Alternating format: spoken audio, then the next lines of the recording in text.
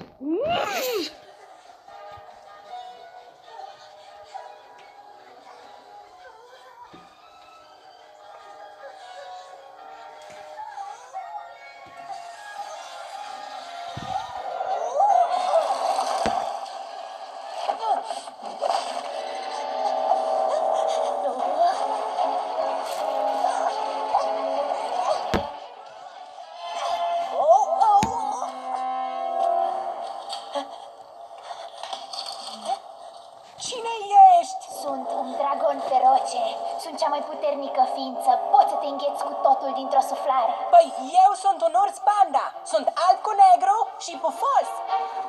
Dar o să mă apăr cu gheara mea mărață. Nu te pui cu mine. Fugi, urs panda, cât de multe sunt picioarele. Bună idee.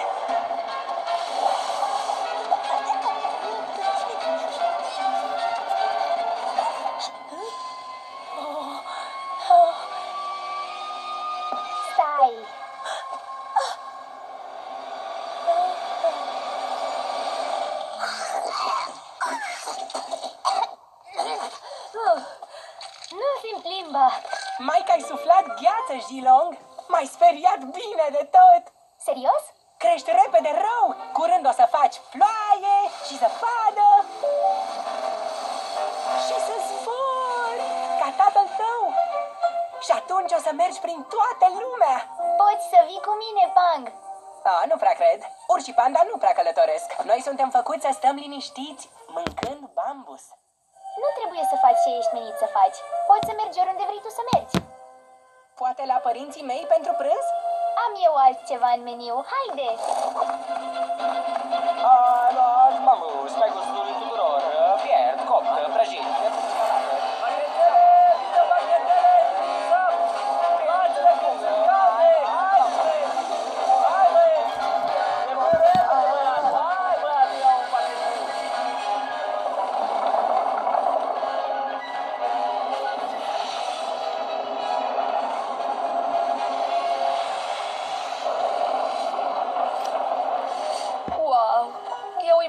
Nu-i așa?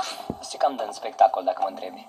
Ceilalți dragoni scot nori de ploaie, niște zăpadă, poate la poviță și mare lucru. Greazi? Mie îmi spui. A trebuit să tai niște bambus mai devreme. Singurel.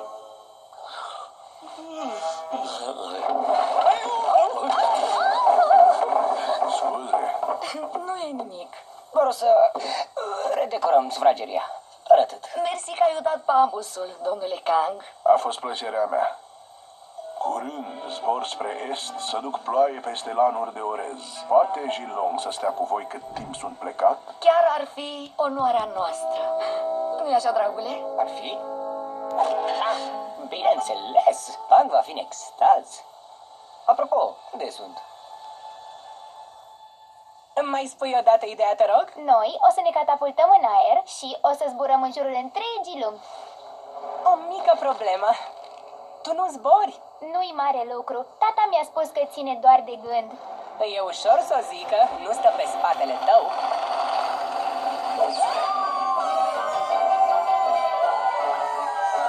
Chiar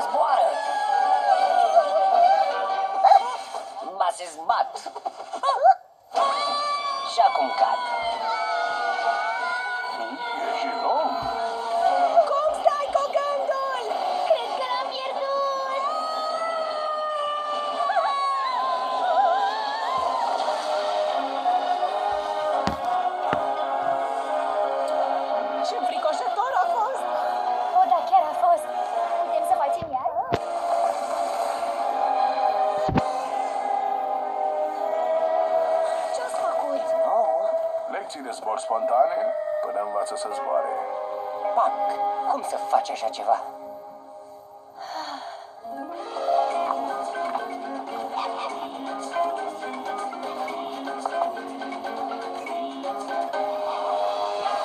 Trăiască prințul!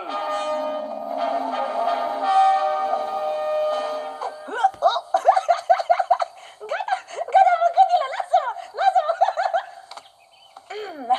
Scuze, dar nu râdeam de voi, doar m-am prins fix de la sub braț.